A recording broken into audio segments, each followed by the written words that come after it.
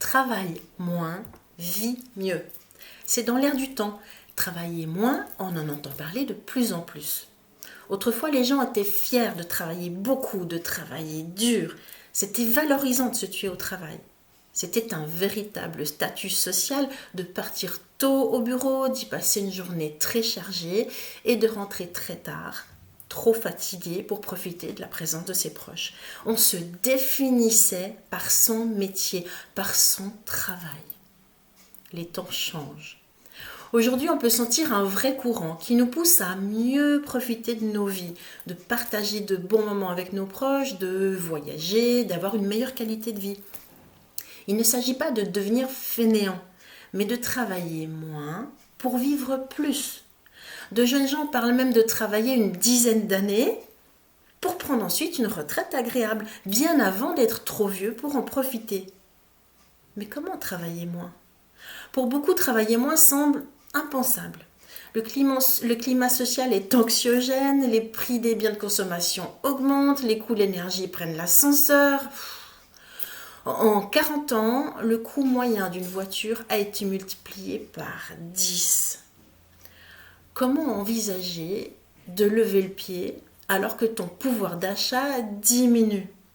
L'idéal, ce serait d'investir le plus tôt possible pour faire fructifier ton patrimoine et pouvoir bénéficier des intérêts composés. Encore faut-il avoir déjà un petit pactole à investir. Et investir, ça prend du temps.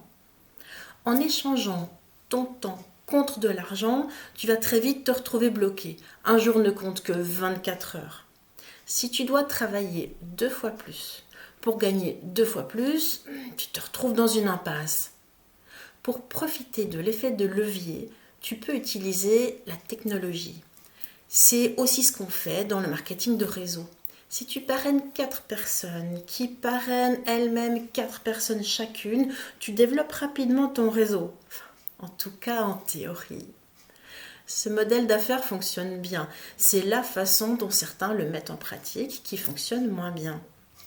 Pour développer ton réseau, tu ne peux pas compter sur ta famille, tes amis, tes proches. Ce n'est pas leur rôle. Aucun modèle d'affaires ne se base sur la famille comme clients principaux. Ça manque de professionnalisme. Tu veux travailler moins ? Les prospecteurs utilisent de plus en plus les réseaux sociaux. C'est le canal à utiliser si tu veux toucher des inconnus. Quand tu postes régulièrement sur les réseaux, tu montres qui tu es, quelle est ta vision. Avec le temps, les gens qui te suivent vont apprendre à te connaître, à te faire confiance. S'ils décident de prendre contact avec toi, c'est toi qui vas commencer à faire leur connaissance. Puis petit à petit, le lien va s'établir entre vous.